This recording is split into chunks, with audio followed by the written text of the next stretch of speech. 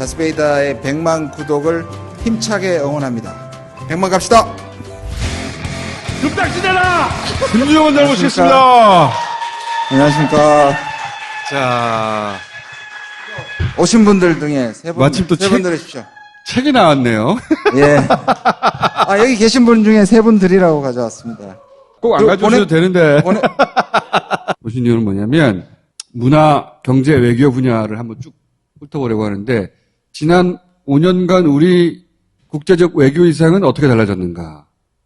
그걸 알아야 미래를 누구한테 맡길 건지도 판단할 수 있잖아요. 근데 우리나라 언론만 봐서는 이게 눈에 안 보이거든요. 지난 5년간 우리 국제적 외교 이상이 바뀌었지 않습니까? 네. 어떻게 바뀌었는가? 이 책에 다 나와요. 먼저 제 에피소드를 좀 말씀을 드리면, 노주 대사님은 여자분인데요. 저한테 두 번이나 만나자마자 하는 얘기가 있었어요. 그게 뭐냐면, 한국 사람들이 만나면 자기한테 이런 얘기를 꼭 한대요. 한국처럼 작고 약한 나라라고 얘기해요. 자기는 그건 너무 충격적이라는 거예요. 땅만 우리가 좁지 모든 분야에서 호주는 우리 아래입니다. 우리가 세계 12위의 경제 대국인데 호주는 13위고요. 군사력은 19위고 우린 6위입니다. 국방비도 우리가 8위고 거기가 10위예요. 그런데 한국은 여전히 컴플렉스에서 벗어나지를 못해서 아직 미국과 중국 사이에 선택해야 된다고만 생각해요. 모 후보처럼. 네. 자기 인식이 실제 자기를 제대로 인식 못하는 거지. 그렇게 배워서 그래요. 그러니까요. 자기 인식이 워낙 취약하다 보니까 밖에서 승인을 받으려고 하잖아요. 네. 제가 이런 말을 하면서 공격을 굉장히 많이 받았습니다. 한미동맹이 아무리 중요해도 우리 국익보다는 못하다. 틀린 말 있어요? 근데 이걸 불편해해요. 그렇지. 어떻게 질문하는지 아세요? 어떻게 한미동맹하고 한국의 국익이 다를 수 있냐고. 다를 수 있죠. 다를 때도 있지만은 많죠. 앞으로 더 많이 생길 겁니다. 근데 그 말을 굉장히 불편해합니다. 상식적인 말임에도. 그리고 우크라이나에서 전쟁 난 걸 교훈을 어떻게 받느냐 하면 우리도 빨리 미국을 선택하지 않으면 죽는다. 우리 보수 주류가 그렇게 한국 사회 전체에 프레임을 만들어 왔거든요. 그게 지배 이데올로기였어요. 그러니까 공포를 주면서 그것을 자극하는 지도자는 문제가 있는 거죠. 우리가 쓰는 국방비가 북한의 전체 GDP 1.5배입니다. 국방비만. 우리 국방비가 북한의 전체 총생산의 1.5배라고요. 거기에다가 미국이 세계 1위잖아요. 트럼프가 2017년 전쟁 날 뻔했을 때 한 100여 대를 북한 옆을 계속 폭격기 하고 전투기가 왔다 갔다 했어요. 북한이 느끼는 걸 한번 생각해 보십시오. 선제 타격은 북한한테 엄청난 공포를 줄 겁니다. 북한은 죽고 사는 문제예요. 그래서 핵무기를 개발한 다음에 김정은 위원장이 국민한테 뭐라고 얘기했냐면 이제 그만 걱정하고 생업으로 돌아갈 수 있게 됐다. 이렇게 해요. 지난 5년간의 외교적 존재감이 크게 변했어요. 이렇게 얘기합니다. 미래를 결정할 이제 여전히 경쟁력을 가지고 세계를 선도할 국가가 5개 아니면 10개 정도입니다. 아, 그렇게 말해요? 네. 그 중에 우리는 당연히 5위권 안에 들어가고 있고요. 그것을 결정하는 것이 4가지 분야라고 얘기합니다. 물질, 반도체, 바이오, 배터리. 한국이 전부 다 5위권 안에 있고요. 과거에는 원천 기술만 중요하다고 생각했는데 이번에 마스크 이런 대란을 겪으면서 생산 영역도 엄청나게 중요한데 한국이 생산 영역이 세계 탑입니다. 그러다 보니 미국도 삼성, LG, SK한테 들어오라고 얘기하고 유럽은 기후협약을 보시면 기후만 있는 게 아닙니다. 이 기후협약으로서 유럽이 다시 제조 강국으로 등장하고자 하는 야망이 있습니다. 탄소 기준을 마련해서 중국을 치고 여기에서 필수적인 누구냐 하면 우리예요. 아, 그래서 유럽에게도 우리는 필요하다. 필요하다. 작년 4월에요. 마크롱 대통령이 반도체 공급망에 한국하고 프랑스하고 어떻게 해보자고 SK, 삼성, 그리고 현대한테 직접 부탁할 정도입니다. 근데 일본은 이 4가지 중에 아무것도 없습니다. 한국과 격차가 너무 많이 납니다. 일본이 옛날부터 탈아이 입구라 그래서 아시아를 벗어나고 유럽으로 향한다는 게 일본의 로망이었습니다. 자기는 유럽의 일부라고 얘기해요. 예. 늘 무슨 근거로 그런 말을 하는지 모르겠어요, 대체. 자기는 아시아가 아니래요. 이게 우리한테 얼마나 중요한 얘기냐면 미국과 중국에서 하나만 선택해야 된다는 이 박스 안에서 벗어나가지고 우리가 유럽하고 손을 잡는 것이 굉장히 중요하지. 일본이 로망으로 했던 걸 우리가 실현할 수 있는 측면이 분명히 존재합니다. 지금 독일에서 제일 잘 팔리는 게 뭡니까? 기아 전기차입니다. 예, 폭스바겐보다 더 많이 팔려요. 그래요? 독일이 AI나 차나 반도체나 한국하고 협력하기를 원합니다. 아까 나왔죠. 독일이 1위입니다. 제조업. 우리가 3위예요. 1위와 3위가 제조업 경쟁력으로 만약 묶이게 된다면 이건 엄청난 시너지를 발휘하게 돼요. 지금 그러니까 원장님 말씀은 그동안에 미국만 바라보고 중국만 바라보고 그 두 역학사에서 고민하다가 외교적 시야를 좀만 넓히면 우린 유럽하고 파트너가 될 수 있는 위상에 와 있을 뿐만 아니라 역량도 되고 그들도 우리를 원한다. 그뿐 아닙니다. 사실 지금 인도태평양 전략 많이 들으셨죠. 쿼드도 많이 들었죠. 거기에서 실제로 미국 마음대로 잘 안 됩니다. 미국은 이걸 반중 동맹으로 만들려고 온갖 갖은 고생을 하고 있는데 자꾸 부딪히는 게 있습니다. 쿼드만 하더라도 인도가 미국 편을 드는 것 같지만 아니에요. 인도가 뭐라고 얘기하냐면 실제로 인도인 학자들한테 들은 뭐냐면 인도는 한국이 쿼드에 들어왔으면 좋겠다는 거예요. 왜냐? 일본하고 호주하고 미국이 너무 반중 동맹으로 가져가려고 하니까 인도 혼자서 막기가 너무 힘들다. 한국이 들어와서 같이 막자. 인도 태평양 전략도 반중 동맹으로 시작했는데 아세안이 있죠. 미국이 그렇게 가져가지 못하게 아세안이 막고 있어요.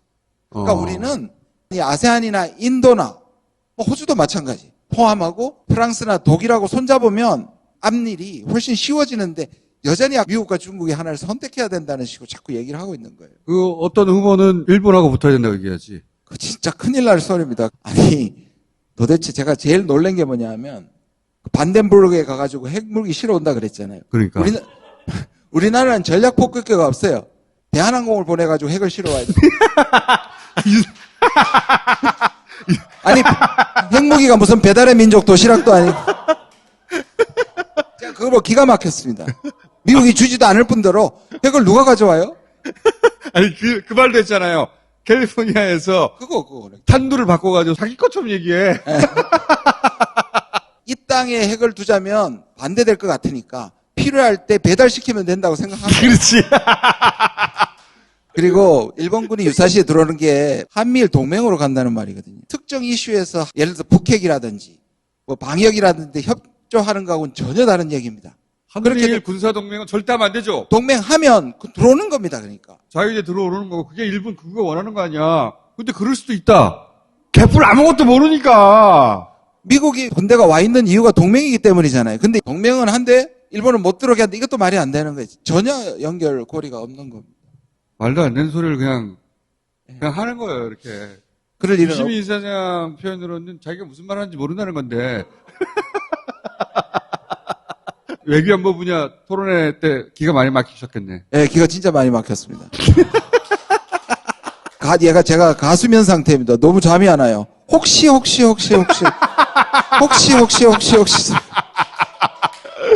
몰라도 보통 몰라야지. 로마의 장군인 베게티우스의 말을 인용했습니다. 평화를 원하면 전쟁을 준비하라고. 진짜 미친 소리거든요, 그게.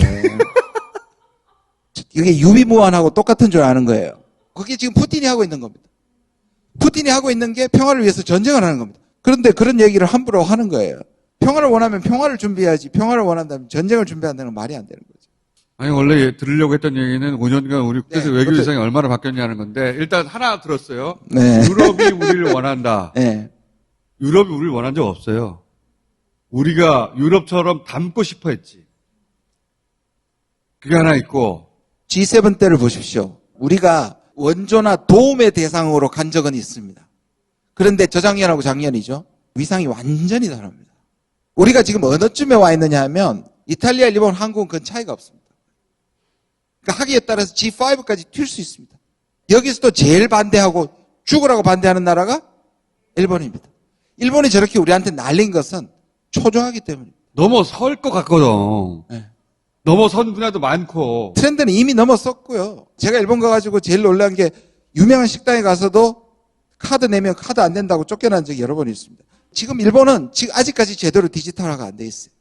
중국도 문제입니다. 작년에 한미 정상회담 이후에 우리가 처음으로 대만 얘기했고요. 남중국해 얘기했고 민주주의 얘기했는데 생각보다 중국이 반응이 작았어요. 왜냐? 지금은 한국이 중립만 지켜주는 게 너무 고마운 거예요. 지금도 중국은 사드 때 우리가 너무 밀어붙였다고 생각합니다. 중국에 대해서도 자신감을 가질 필요가 있고, 미국도 쿼드나 인도태평양 전략에 우리한테 한 번도 공식적으로 요구한 적이 없어요. 난리는 전부 다 보수 측에서 하고 있는 거예요. 그러니까 미국도 우리하고 협력하고 싶어서 하는데 우리만 우리 내 일부만. 그러고 보니까 생각나는 게 있어요. 오늘도 토론을 했는데 왜 윤석열 전부 우리 이재명 후보, 우리 문재인 대통령 왜 그렇게 얘기해요?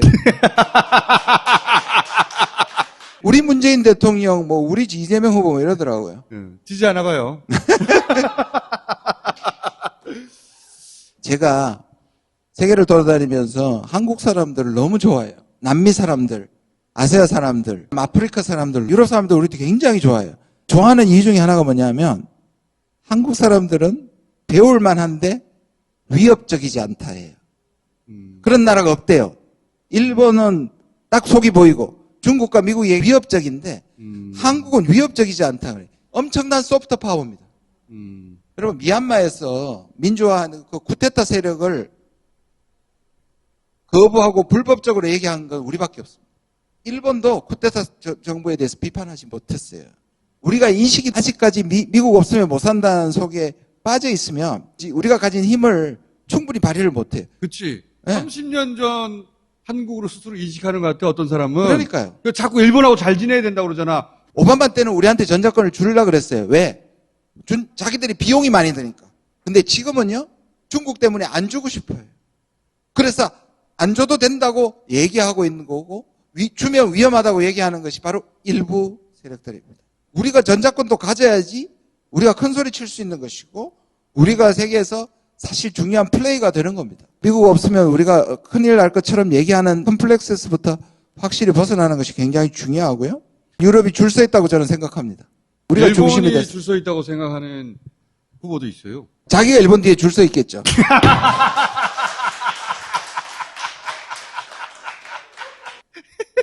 다시 해도 될 것 같아요. 네. 네. 그렇죠.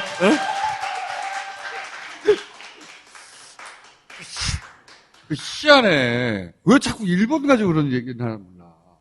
일본하고 사이좋게 지내자는 얘기를 왜 이렇게 많이 해?